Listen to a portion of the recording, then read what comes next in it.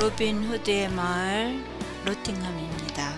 물론 가상의 인물이기는 하지만 그의 의적 활동의 무대가 되는 곳이 이곳 바로 노팅엄이죠. 1820년경에 노팅엄은 많은 노동력을 필요로 하는 양말 공장 지대였다 그래요.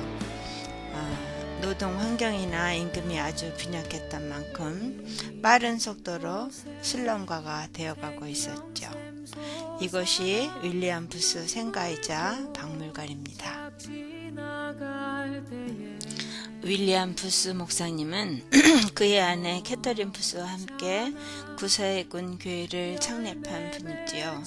윌리엄 부스 목사님은 이곳 노팅엄이 가난한 집에서 태어나 소년 가장으로 힘든 청년기를 보내면서 찰스 웨슬리 목사님 교회에서 그의 신앙을 다져갔는데, 자신처럼 가난한 자에 대한 관심이 많았던 그는 감리교 목사가 되어 가난한 자들을 위해 일하기도 했습니다. 빈민가에 비어있던 묘지 위에다가 천막을 짓고 거린들을 위한 교회를 시작했는데, 물론 거린들이 몰려오는 걸 싫어하는 시민들을 집회를 방해했지만 그 세력은 점점 늘어나고 있었습니다. 런던 북동쪽 빈민가에서 활동하던 그가 이미 그리스도인임에도 거린들 또는 술 취한 불화자들이라는 이유로 교회에서 배제되고 교인들이 오는 걸 싫어하자 1865년 런던 슬럼가에서 부인 캐털린과 함께 최초의 구세군 교회를 설립하게 됩니다. 원래는 기독교 선교회, 즉 The Christian Mission이라는 이름으로 세워진 이 단체는 선교 단체의 효율적인 운영을 하기 위해서 그 부조를 군대식으로 개조하고요. 구세군, The Salvation Army라는 이름으로 개칭하게 됩니다. 구세군에서 성만찬을 하지 않는 이유는요, 술꾼들에게 술을 나눠줄 수 없어서라고 하네요. 이건 그가 집필한 암흑의 영국과 나가야 할 길이라는 제목의 책입니다. 그는 구제사뿐만 아니라 불황이 닥쳐오자 사회봉사활동도 활발하게 펼쳤는데요. 동역자이자 아내이자 훌륭한 9자녀의 어머니였던 캐털린이 없었다면 불가능한 일이었을지도 모르겠네요.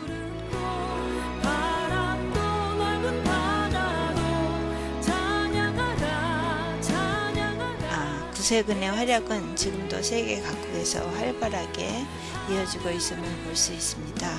이런 걸 알기 전에는 구세군이 그저 음식 나누어주는 좀 특이한 단체 정도로 알고 있었거든요.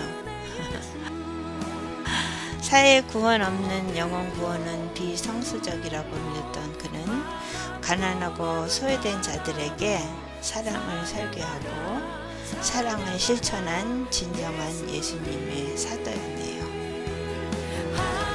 여성들이 울고 있는 한 나는 싸울 것이다. 아이들이 굶주리고 있는 한 나는 싸울 것이다. 어둠 속에 영혼이 한 명이라도 하나님의 빛 없이 남아있는 한 나는 싸울 것이다. 마지막 순간까지 싸울 것이다. 외치는 윌리엄 부스의 동상 앞에서 비슷하게 손을 들기는 들어봤는데, 주위 소외된 자들을 외면하고 있는 나 자신의 모습을 보면서 따끔따끔했습니다.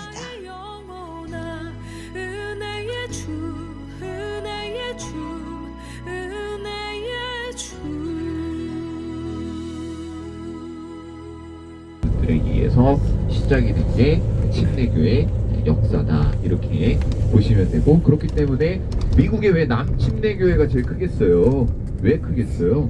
영국의 청교도들이 가가지고 거기서부터 이제 좀 믿는 사람들의 그룹이라면 하나님도 그 뜻 가운데 함께 할 것이라는 그것 때문에 다수결을 선택하게 되고 그런 회중 정치를 하게 되는데, 그것은 그런 믿음의 고백을 바탕으로 해서 시작된 것이다.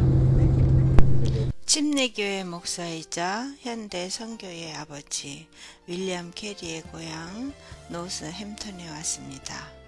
솔직히 침례교인이 아니라서 특수침례교회, 일반 침례교회 혹은 남침례교회 그런 거에 대해서는 아는 것이 별로 없기도 하고 자세히 방문하지도 않고 그냥 지나쳐 버렸기 때문에 그게 어떻게 나뉘어지고 어떻게 다른지에 관해서는 제가 알 수가 없네요. 하지만 확실한 건 우리 윌리엄 캐리 목사님이 아니었다면 선교의 길이 더 멀었을 것이라는 점이지요. 캐리 목사님은 성공회에서 자라났습니다.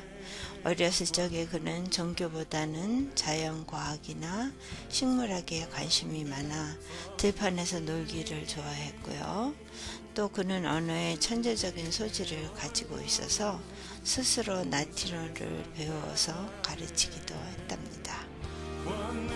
14세가 되던 해에 그는 구두를 만드는 일을 했고 같이 일하던 견습생 중 하나가 영국 교회 즉 성공회를 반대하는 침례 교인이었대요.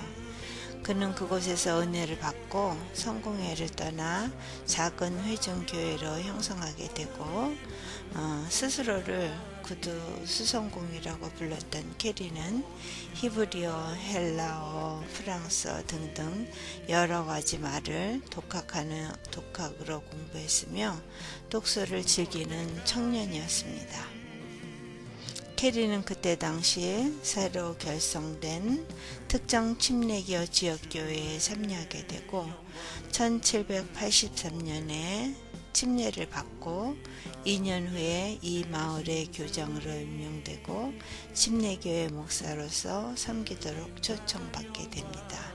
지금 이 교회요.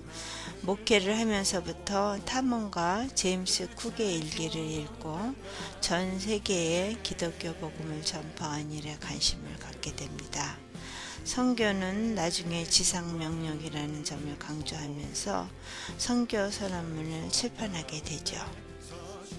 나중에 그는 이사야서 54장 2절에서 3절 말씀을 이용해서 하나님의 위대한 일을 기대하세요. 하나님을 위한 위대한 일을 시도하세요. 라는 유명한 말을 남깁니다. 1794년에 그는 인도 선교사로 파송됩니다.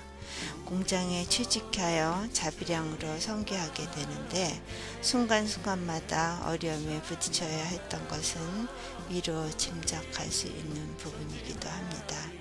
사랑하는 가족을 잃어야 됐고 전도도 잘 되지 않고 등등 그 가운데서도 인도어 등 여러 나라 말로 번역된 성경 번역본이 나오게 됩니다. 이제 자신들의 언어로 성경을 읽을 수 있는 축복이 지어지게 되는 것이죠. 그는 또한 미국 침례교단 선교대회, 또 선교 토착 목사를 후원하기 위한 학교 등등 그가 꿈꿔왔던 선교에 대한 모든 플랜들을 시도해 나갔습니다. 이곳 목사님이 이렇게 윌리엄 캐리 목사님하고 똑같은 복장을 하고 나오셔서 이렇게 리프레시먼을 준비해 주셔갖고 맛있게 먹고 재밌게 있다가 왔습니다. 벽에는 아이들이 그린 것 같은 그런 그림과 국기들과 또 해피 부활절이라는 그런 한국말로 되어 있는 포스터도 있는 것이 보였어요. 우리 선에 주님과 함께 찬양하며 우리는 전진하리.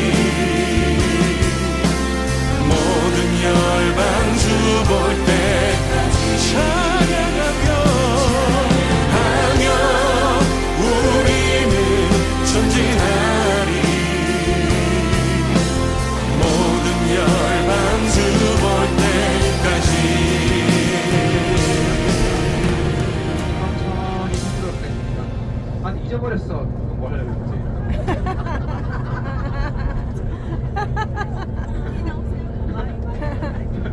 아, 졸려가지고 여기 와가지고 잠을 좀 못 자거든. 정신이 잘 안 들어. 네. 힘이 팍팍 나는 흥세입니다. 네, 여러분 제 이름이 차흥세인데요. 제가 차흥세. 네. 얼굴은 V-라인, 어디 봅시다. 몸매는 S-라인. 이제 써보세요. 보여줘야지.